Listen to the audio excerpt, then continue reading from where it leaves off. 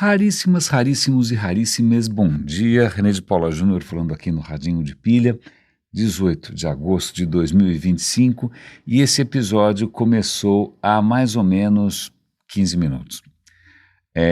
Como assim começou há 15 minutos? Eu poderia ter colocado aqui os 15 minutos, mas seriam 15 minutos de absoluto silêncio, a não ser, lógico, por ruídos eventuais da construção do prédio, porque eu fiquei uns 15 minutos de pé, andando de lá para cá, perto aqui do microfone, perto aqui, né, desse tripé onde eu coloco o celular para gravar, porque eu não sabia por onde começar, né? Então essa conversa agora, esse desabafo, é precedido por 15 minutos, mais ou menos, de elucubrações numa segunda-feira de manhã, porque eu juro, tem dias que eu vou confessar isso com vocês, eu devo a vocês essa transparência, essa cumplicidade, porque afinal são tantos anos. Há quantos anos já tem um Radinho? 8 anos aqui de improviso, aliás, eu gosto da expressão, quando a gente fala que a gente sabe alguma coisa de cor, né, é a mesma raiz de uma outra expressão também um pouco mais erudita, que é chamada ex cordis, quer dizer aquilo que vem do coração, né? Quando você fala alguma coisa de cor, se bem que aqui eu não decorei nada, né, mas são anos e anos a gente abrindo o coração aqui e abrindo as incertezas. Então hoje eu tenho que realmente admitir que eu fiquei uns 15 minutos andando de lá para cá, tentando imaginar por onde eu começava, não porque faltasse assunto, não porque eu não tivesse nenhuma história para contar, é porque simplesmente às vezes a coisa perde um pouco, não digo o sentido, mas as coisas perdem um pouco a consistência. Isso já vinha se manifestando, eu já comentei isso com vocês recentemente, em outros canais, né? Faz algum tempo já, alguns anos, eu comecei uma newsletter no LinkedIn, que eu chamei de Coffee Break, é um nome chique, não é? E sempre foi ali um canal que funcionava bem, tinha uma visibilidade boa, tinha bastante feedback, mas faz alguns meses, eu acho, eu não consigo mais escrever. Eu sento, eu olho, eu não sei se é o Trump no poder, eu não sei se é o Bolsonaro tarifaço, simplesmente não vai, e eu que é uma coisa bastante rara, porque escrever para mim é uma coisa bastante natural. Não é? É um fluxo para mim que é muito interessante sempre, mas dessa vez não dá. Aliás, foi assim que esses podcasts começaram, né? Eu comecei o Roda e Avisa em 2003 por conta de uma, digamos, crise parecida, né? O mercado em que eu sempre me senti muito confortável, que era o mercado de digital, tinha acabado de capotar, emborcar e ficar de barriga para cima, e não uma tartaruga, e as minhas certezas tinham ido por água abaixo, eu não conseguia mais escrever nada, então eu resolvi experimentar praticamente uma terapia, que foi como começou o Roda e Avisa, e eu acho que o Radinho também está num caminho muito parecido.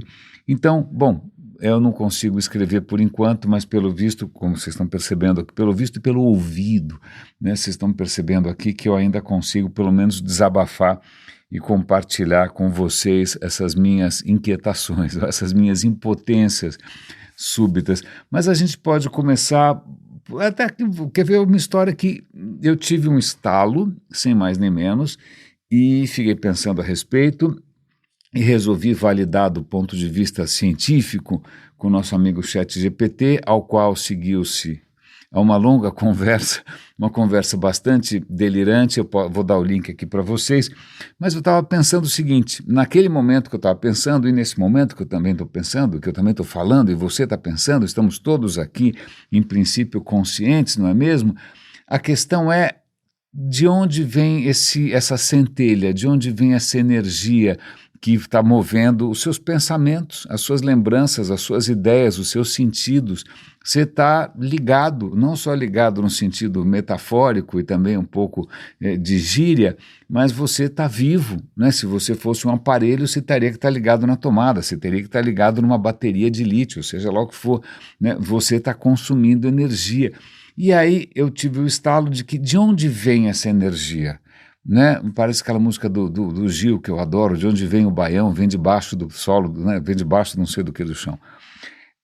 De onde vem essa energia? E aí eu fiquei pensando, se a gente parar para pensar, a energia que está me movendo agora, ela vem do alimento que eu consumi. certo? O alimento que eu consumi pode ter sido animal em parte, vegetal em parte, mas se foi animal, o animal comeu algum vegetal, então no fundo veio tudo do vegetal. E tudo que veio do vegetal, não, e não estou falando de santo daime aqui, pelo amor de Deus, é que tudo que veio do vegetal veio, adivinha da onde? Do sol, não é mesmo? E se veio do sol, significa que é uma energia que veio de graça, que não para de vir, faz alguns bilhões de anos que ela vem de graça, não é mesmo? A luz do sol demorou 8 minutinhos para chegar até aqui, né? Mas o que a gente esquece é que essa energia, esse fóton que chegou, imagina, a hora que ele conseguiu escapar do sol, ele deve ter ficado felicíssimo, porque ele veio na maior velocidade possível no universo, que é a velocidade da luz no vácuo. Ele, ufa, estou livre. E aí ele, bum, foi terminar numa planta, coitado. Mas tudo bem, 8 minutos de alegria. Mas antes disso, ele provavelmente ficou uns dezenas de milhares de anos, talvez 100 mil anos, para conseguir escapar do Sol. Porque, vamos lá, dentro do Sol é que acontece a coisa toda, certo? Você tem aquelas reações nucleares malucas, né? Fusão, elementos virando outros elementos, mas isso é lá dentro, e lá dentro quer dizer lá no fundo. E lá no fundo significa que para essa energia, para esse fóton, coitado desse fóton, para esse fóton sair, para esse fóton emergir, ele vai demorar dezenas de milhares de anos pela simples razão que o Sol é um caos, é uma confusão danada, o fóton vai ficar batendo que nem uma bola de pebolim, uma bola de pinball, de qualquer outra coisa parecida, até conseguir emergir aqui. Então veja, vamos lá, eu estou aqui falando porque eu consumi alguma criatura, né, que viveu durante algum tempo, então ela foi acumulando energia durante esse tempo todo,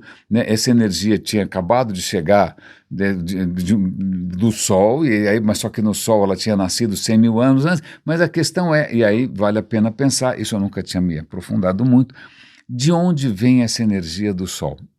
Vem da fusão dos átomos, tá, mas isso por que da onde vem os átomos, da onde vem essa história?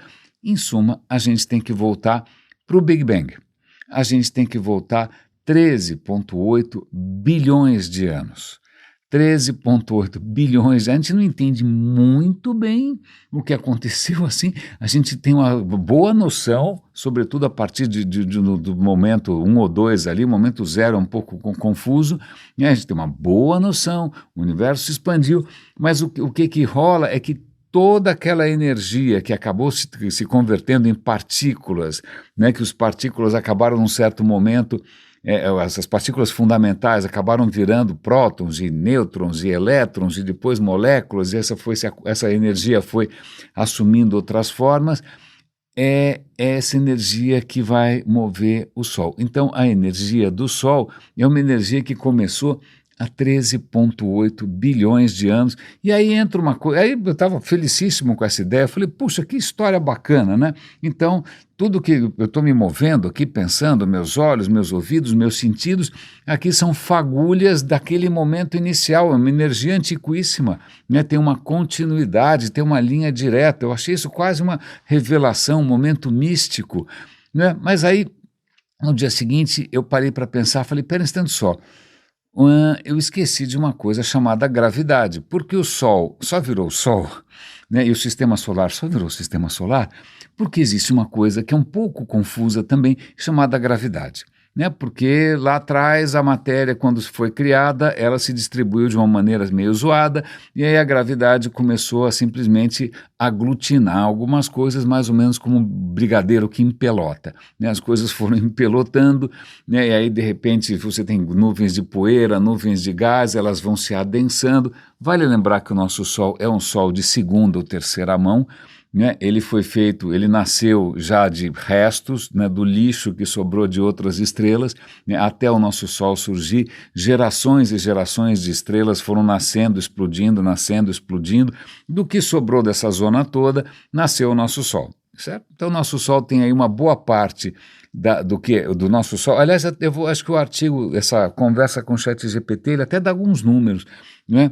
Ele mostra quanto do nosso Sol é material do Big Bang, é o combustível original, é o hidrogênio e o hélio do Big Bang, lá de trás, Então uma boa parte dele é novinho, mas uma boa parte também é tudo de segunda mão, é tudo reciclado. Ok, temos um Sol reciclado, isso não é demérito nenhum, é uma beleza, mas veja bem, foi a gravidade que foi juntando até a temperatura se tornar altíssima, a pressão se tornar altíssima e finalmente você tem um processo de fusão nuclear. E eu joguei eu falei, o ChatGPT, você esqueceu de mencionar a gravidade, como é que gravidade entra? E aí eu vou confessar para vocês que eu não entendi muito bem, porque parece que eu fiz a mesma pergunta que outros físicos estão lançando teorias aí, tem um cara chamado Adam Guth, se eu não me engano, né, que ele diz o seguinte, que o universo é noves fora zero. Noves fora zero, na verdade, o universo surge do nada e toda essa energia do universo, noves fora zero, soma da nada. Eu falei, como assim soma da nada? Eu estou vendo tanta energia por aí. Não, é que veja bem, a gravidade é uma energia negativa. Eu estranhei um pouco, que eu nunca tinha ouvido falar em energia negativa, como assim? Tirando, obviamente, alguns parentes, não é? Que tem uma energia negativa crônica. Não, mas falando sem metáforas e sem brincadeira, o que diabo é uma gravidade com energia negativa? Aí o ChatGPT foi tentar me explicar. Bom, em suma, tem lá, se você tiver interesse nessa questão física, você pode, de um certo ponto de vista, considerar que a gravidade funciona, é a única coisa no universo que você pode associar com uma energia negativa, e se você somar a energia negativa da gravidade, não me peça por favor para explicar, porque é realmente meio confuso, eu ainda estou digerindo, mas se você somar a energia negativa da gravidade, que tende a juntar tudo, com a energia positiva do universo, tudo tem energia positiva, campo eletromagnético, campo de Higgs, força nuclear fraca, é tudo positivo nesse mundo, menos o raio da gravidade. Se você soma os dois, a tese é que dê praticamente zero, o que explicaria por que o universo nasceria do zero, né, e na verdade continua noves fora zero, o que é uma coisa bastante perturbadora, aquilo que deveria ser para mim uma coisa inspiradora, eu já entrei aí num buraco negro que eu já não estava entendendo muito bem. Mas abstraindo essa história, caso você queira se aprofundar, tem um link para uma conversa com o ChatGPT, como sempre está na descrição do episódio, como todos os links que eu menciono, está também no radinhodepilha.com, está no nosso canal no Telegram, está no nosso canal no WhatsApp. Mas acho que vamos voltar aqui, não é mesmo? Lá atrás, né, você começou uma energia simplesmente inimaginável, né? Não estou dizendo que é infinita, mas é grande pra caramba, né? Ela vai se estendendo ao longo do tempo e é essa centelha, essa mesma centelha, né? Você acorda de manhã mais bem disposto, menos bem disposto, né? Com energias positivas ou negativas, tanto faz, mas tudo isso ainda é a mesma força, ainda é a mesma potência de 13,8 bilhões de anos atrás. Vale lembrar que o seu corpício espetacular, sensacional e muito querido, não é? Ele também, todos os átomos que estão ali, alguns são muito antigos, alguns são lá do começo, né? Muito hidrogênio dentro de você aí tem 13 bilhões de anos. Né? Algumas coisas são mais recentes, nasceram em estrelas que explodiram, sei lá quantos bilhões de anos atrás. Mas eu gostei dessa história de uma continuidade, é como se fossem, né, todos nós fôssemos notas musicais da mesma orquestra, do mesmo som que começou lá atrás. Obviamente isso me fez pensar em Spinoza, aquele pensador holandês, aquele judeu espetacular, magnífico, né, que vai propor que, na verdade, o universo inteiro ele é o desdobramento de uma coisa que é a única coisa que seria causadora, ele não sabe que nome dá, em alguns momentos ele fala, olha, se você quiser chamar de Deus, pode chamar de Deus, mas não é o Deus do Velho Testamento, nem do Novo, ele não tem barba, ele não é preguiçoso, só existe uma coisa que realmente é infinita, uma coisa que vai se desdobrando em tudo que a gente vê. Porque ele não sabia nada de Big Bang, não sabia nada de física quântica, mas nessas horas a gente vê que ele tinha razão aí. Mas até aí eu poderia estar inspiradíssimo e ter começado esse episódio aqui com toda essa história que provavelmente deve ter feito muita gente já sair correndo, entrar em coma, dormir, né, cometer homicídios, mas por que eu fiquei 15 minutos andando de lá para cá? Pela certeza bastante difícil de que isso talvez não tivesse tanta graça quanto um bom jogo de futebol, um bom tarifaço mobilizando. É engraçado porque isso é uma questão que vem me intrigando algumas coisas humanas, elas despertam uma energia, já que a gente está falando de energia aqui, muito ancestral, muito profunda, alegrias espetaculares, né? É engraçado porque eu tenho uma tese, que não é uma tese acadêmica, também não é uma tese provavelmente que vai fazer um sucesso extraordinário, mas é que até pouco tempo, até não muito tempo atrás, né, quando você estava desinformado, você não queria se informar, vamos chamar de burrice só para facilitar, mas eu sei que isso é um pouco injusto. Mas vamos supor as pessoas que de repente não estavam assim tão interessadas ou que estavam entendendo tudo errado, elas estavam numa situação de opressão, oprimidas, porque elas viviam isoladas, não é mesmo? Elas tinham vergonha, elas iam ser provavelmente achacadas em público, satirizadas, ter que vestir um chapéu cônico na cabeça e sentar no canto da sala, não é mesmo? E aí o que aconteceu é que, graças à fabulosa tecnologia das redes sociais, essas pessoas não estão mais isoladas, de repente elas descobriram a sensacional alegria, né, de participar de um movimento grassroots, aquele movimento raiz, não é? E conseguem achar agora inimigos comuns e conseguem se achar em algum tipo de cruzada e vão invadir Brasília felicíssimos, em êxtase, né? Vão invadir o Capitólio nos Estados Unidos, mais ou menos em transe, né, aquela coisa magnífica. Então a gente conseguiu, mais ou menos como, sei lá, as bactérias na nossa boca em algum momento fazem um filme, que é o tártaro, não é? Então fica muito difícil se lidar com o tártaro, porque o tártaro são simplesmente bactérias que descobriram como se organizar para não perder, né, o seu lugar. Então a gente conseguiu transformar a burrice, que era uma coisa fragmentária, que era uma coisa atomizada, que era uma coisa espalhada por aí, né? Ela foi se condensando, ela foi formando moléculas de burrice, ela foi formando proteínas de burrice, que foi formando superorganismos de burrice, né? E eles acabam elegendo o Trump, o Bolsonaro. Eu sei, eu estou sendo super politicamente incorreto, mas eu só estou tentando colocar aqui o que para mim é uma percepção de que o mundo é um mundo um pouco diferente hoje em dia. E qualquer coisa que você tenha a trazer para colocar na mesa em termos de conhecimento, de curiosidade, de reflexão, de cultura, em termos de alegrias, em termos de emoções, como diria Roberto Carlos, né, o cara, qualquer pessoa comum vai comparar qual é a alegria que eu vou sentir achando que, sei lá, a minha energia vital vem do Big Bang, e como é que isso se compara com a energia de ser um anti-petralha, ou de ser um anti-coxinha, ou de torcer para o Corinthians ao invés do Palmeiras, ou qual é a alegria de uma Copa do Mundo, ou qual é a alegria de seja lá o que for, né, de participar de alguma passeata completamente delirante, como se todos estivessem salvando Jerusalém dos infiéis. Então, isso quando cai a ficha de que existem alegrias arcaicas, muito antigas, né, baseadas em coisas que a gente vem aprimorando durante a evolução toda. Eu comentei, acho que na sexta-feira, que eu continuo ouvindo um audiolivro muito interessante do Frans de Waals, que é um Frans de Waal, na verdade, que ele é um primatólogo holandês, já faleceu, especializado, ou belga, sempre me confundo, especializado, né, em quanto do nosso comportamento humano ele vem dos primatas, né? Não estou dizendo que todo mundo aqui é um gorila furioso, não, inclusive os nossos bons comportamentos, a moral, ele vai colocar que a moral, o que a gente chama de moral, que muita gente, infelizmente, acha que foi uma invenção dos 10 mandamentos, como se antes não tivesse nada, alguém vai achar que moral só pode vir de Deus, né?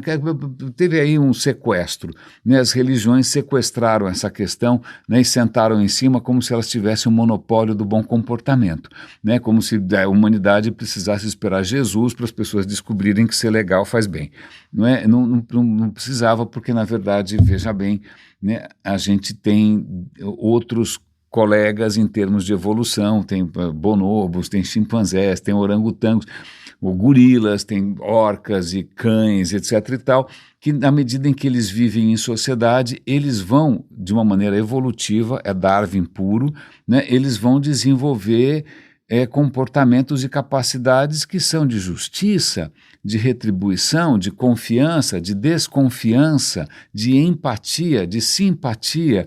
Não é? Tudo isso já existe antes da espécie humana se chamar espécie humana, né? A gente introduziu algumas coisas novas, mas veja, isso não foi uma coisa que veio do céu, isso não é uma coisa que veio no topo de uma montanha com algum arbusto em chamas. Não, isso é evolutivo, a gente entende bastante bem, né? É lógico que muita gente fica um pouco incomodada com essa história porque gosta de se imaginar, sei lá, a última bolacha do pacote, gosta de se achar a cereja do bolo, quer pensar que tem alguma coisa exclusivamente humana e a natureza é uma coisa imperfeita. Deixa para lá, essas pessoas provavelmente não estão ouvindo o radinho, ou pelo menos não mais.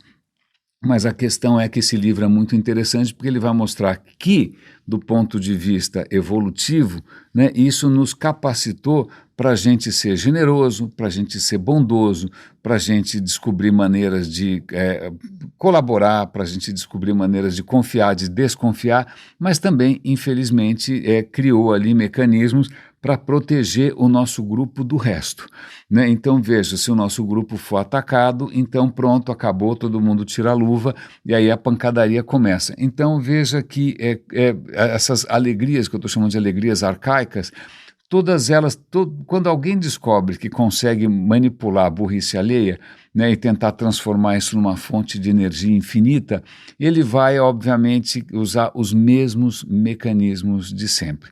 Vai dizer que existe alguma ameaça externa, que essa ameaça externa, que primeiro que fomos injustiçados em algum momento, que isso tudo se deve, os nossos sofrimentos, eles se devem a alguma coisa externa, a uma vontade deliberadamente maligna externa, e aí de vontade de quem? Por que a gente está sofrendo? Olha, a culpa é daqueles caras ali, e eles são todos iguais, mas eles são diferentes da gente, a gente é superior, eles são inferiores. Já que eles são inferiores, vamos colocar tudo num guarda-chuva só, bota um rótulo, vamos chamar de judeu, vamos chamar de petralha, vamos chamar de coxinha, vamos chamar do que você quiser, né? Vamos chamar, no caso do Trump, vamos chamar de imigrantes ilegais, vamos chamar de, tanto faz, não é? Burgueses, capitalistas, ou então comunistas. Eu arrumo um rótulo, né? A partir desse momento as pessoas se transformam em coisas. A gente comentou aqui que quando os japoneses na Segunda Guerra fizeram experimentos científicos medonhos, usando pessoas como cobaias, né? Centenas de milhares de pessoas foram mortas, né? Mas se bem que vale lembrar que o imperialismo japonês causou mais ou menos 20 milhões de mortes, a gente esquece, não é? Mas isso tudo é possível porque você coloca o outro como se fosse uma coisa.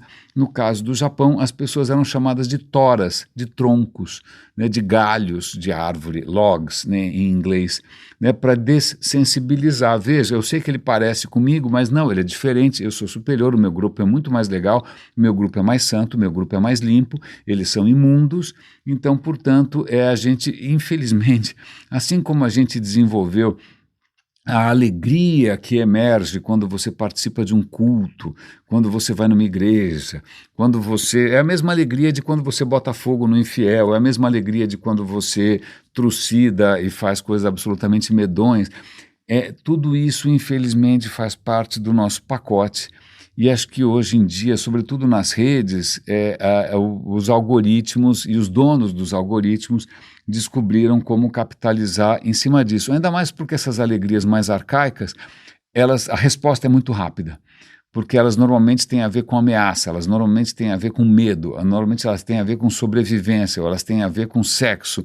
Então são respostas que não passam necessariamente pela sua massa cinzenta, né, que são coisas mais recentes, não passa pelo seu córtex cerebral, não, passa por aquele jacaré dentro de nós. E eles estão capitalizando isso, eu estou dizendo isso tudo para colocar o quanto é difícil você conseguir, chamar a atenção ou conquistar corações e mentes quando a concorrência é tão difícil. A concorrência hoje é gigante. E aí eu vou trazer para a mesa aqui um outro aspecto, infelizmente, muito eficiente da natureza humana, que é a questão como hei de dizer assim, do status. né? Nós somos, não só nós, várias outras espécies têm status. Vai falar lá com o chimpanzé se ele, qual parte do status que ele está, se ele é um macho alfa, se ele não é um macho alfa, se ele está lá embaixo, no meio. É um estresse danado, os caras vivem ali tentando sentar na janelinha do bonde. Certo? Certo? Então isso não é uma invenção nossa, a questão do status não é. Mas no caso humano, ainda mais que nós somos uma espécie com a capacidade simbólica muito mais pronunciada, a gente vai provavelmente se orgulhar de andar com algum artefato que tem 2 letrinhas em cima e você pagou uma fortuna para poder colocar aquele logo, né, em cima de uma coisa que em princípio não vale nem metade disso. Eu estou falando aqui de marcas, eu estou falando aqui de luxo, eu estou falando aqui de ostentação. Né? Ostentação, que aliás é a palavra do dia hoje. Eu assino uma newsletter chamada Palavra do Dia, do dicionário Merriam-Webster, que é maravilhoso, e a palavra de hoje é ostentação. E ela vai se casar, justamente, essa palavra vem do latim ostentere, que significa mostrar. Né? Ostentação é o que está por trás de um artigo muito interessante no Estadão sobre uma tendência no mercado imobiliário que são imóveis de marca. Imóveis de marca. Você pode comprar agora um apartamento, espero que você possa, aliás, eu não posso, né, da marca Pininfarina. Pininfarina é a marca da Ferrari. Aqui do lado de casa estão construindo um colosso que destoa completamente do resto do bairro. O resto do bairro tem joias arquitetônicas, mas nenhuma delas tem essa cara de, sei lá, navio de cruzeiro de luxo, né, com coisas exuberantes. Não é? Então, esse mercado de luxo, ele está se expandindo por tudo que você imagina, né? Todo mundo está correndo atrás de marcas, o que me faz, obviamente, lembrar de um dos maiores pensadores da língua portuguesa, que é o Joãozinho 30, que já havia dito que quem gosta de miséria é intelectual, pobre gosta de luxo. Então, veja, em países desiguais, né, onde existe aí um abismo entre você estar na lama, literalmente, com os pés na lama, o nariz na lama, né, e você tirar o nariz da lama, a diferença é tão gritante, é tão vital, a questão quase de vida ou morte, afinal você vai viver décadas a mais se você morar em outro bairro, isso você vai estar desesperado para ostentar que você não faz parte da raia miúda, né, que você não é, como se diz no sul, chinelo. Não é que você, então, em alguns lugares vai ter essa coisa aristocrática, todo mundo vai, eu vou novamente insistir, leiam, por favor, assim que puderem, né, peça para o ChatGPT resumir o livro Raízes do Brasil, do Sérgio Buarque de Holanda, que ele vai insistir nessa coisa da fidalguia. Fidalguia é uma característica da cultura portuguesa. A cultura portuguesa, curiosamente, ela esqueceu uma etapa histórica. A Europa, logo depois do Renascimento, você começa a surgir ali uma nova classe social, que é a classe social burguesa, que vai ganhar com o comércio, que vai ganhar com o trabalho, que não são aristocratas. Né, e aí elas vão prosperar e vai surgir uma nova ética, que é a ética, inclusive a ética protestante, que pega muita carona nisso, que é a ética do trabalho. Eu valho pelo que eu faço, não importa se eu tenho sangue azul, não importa o nome do meu pai, da minha mãe, tanto faz, né, eu valho por aquilo que eu produzo. Então produzir, trabalhar, suar a camisa, construir sua própria casa, né, lá no meio do nada, com você mesmo fazendo, isso é uma coisa nobre, é trabalho, essa ética do valor pelo trabalho. Infelizmente, Portugal deu uma banana, né? Na hora que, de repente, em Portugal as pessoas começam a enriquecer por causa das colônias, ao invés de abraçar essa noção do trabalho, porque afinal já tinham escravos para fazer isso, eles vão tentar se amancebar com a aristocracia decadente. Então vão comprar títulos, eu quero ser um marquês, eu quero ser um barão, eu quero ser um fidalgo, que quer dizer filho de algo. Né? Então está na cara que você então é uma pessoa importante, porque você é filho de alguém importante. Então você declama poemas, você fala idiomas, você tem a pele branca, porque você não fica no sol ralando, nem colhendo cana, nem nada, né? Você não troca nem seu próprio pneu, você chama alguém para trocar a torneira, né? Então essa questão da fidalguia, você tem que demonstrar que você não é como aquela pessoa ali da senzala, entendeu? Que sua, que trabalha, que carrega coisa nas costas, não é mesmo? Então essa noção do luxo é uma questão muito impressionante, porque se eu prestar atenção no que está acontecendo à minha volta aqui, eu vou achar que, de repente, nós temos os empreendedores mais otimistas do mundo, porque eles acham que São Paulo tem milhões de pessoas com dinheiro para gastar milhões em apartamentos, porque não faz sentido. Todos os imóveis que são lançados são de luxo, todos os carros que eu vejo anunciados são de luxo, tudo é de luxo, não é? Tudo é de luxo. Inclusive, vamos pensar que em Camboriú, né, que eu mantenho uma distância olímpica de Camboriú, mas o que acontece é que Camboriú, que está fazendo arranha-céus de luxo, claro, tal, está tendo que investir agora milhões para o quê? Refazer a praia. Já é a 4ª vez em 30 anos que Camboriú tem que repor a areia. Por que ela está repondo a areia? As pessoas estão levando de souvenir, né, para mostrar que passaram férias de luxo? Não, porque é mudanças climáticas, erosão, né, o mar está subindo, as coisas estão mudando. Então, é naquele desespero para tentar manter as aparências, para tentar manter aquela indústria do luxo circulando. É a 4ª vez que eles estão fazendo isso. Eu vou pegar carona, então, um vídeo bastante interessante da PBS americana sobre a questão da água. Vamos falar aqui sobre a questão da água. Vamos falar da palavra aquíferos. Oh, aquíferos, que beleza. Quem mora aqui no Sudeste tem um aquífero aqui, aquífero Guarani. Aquíferos são reservatórios de águas subterrâneas que estão ali faz um tempo desgraçado, né? Então, aqui em São Paulo a gente tem represas, acho que em muitos lugares do Brasil a gente tem represas, mas uma boa parte da água no Brasil vem de poços. Os poços tiram água de aquíferos, que são lençóis que estão lá abaixo, certo? Não vai durar muito. Por quê? No mundo inteiro, e o que esse vídeo faz, ele está mostrando uma pesquisa feita recentemente em milhares de países, centenas de países, analisando sei lá quantos milhões de poços, é uma pesquisa bastante extensa, mostrando que os poços estão secando.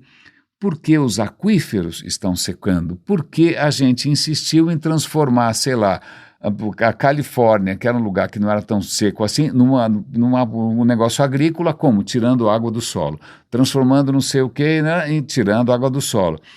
Nós estamos tendo seca, não faz mal, tira a água do solo.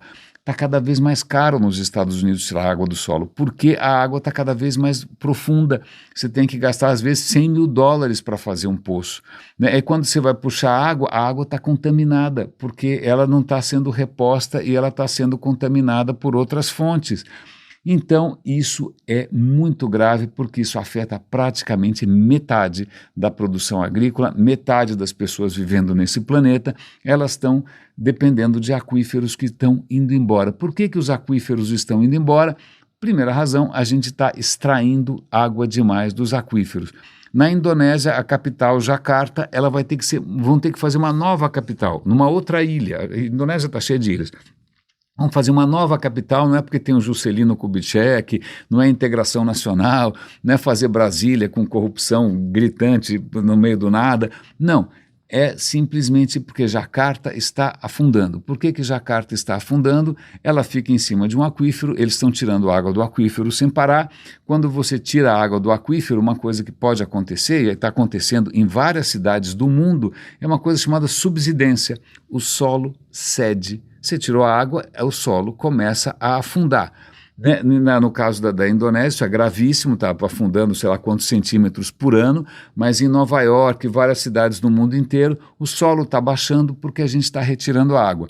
Isso por si só é ruim, mas também tem outro aspecto bastante ruim, que assim, se o solo está afundando, o próprio aquífero, ele vai encolher, é como se você estivesse amassando a garrafinha. Né? No que você amassou a garrafinha, como é que você vai encher ela de água de novo? Não é? E como é que você vai encher de água? Sobretudo porque com a crise climática, o que está acontecendo são extremos. Né? Você tem secas prolongadas e aí a gente fica drenando o aquífero lá que nem uns loucos.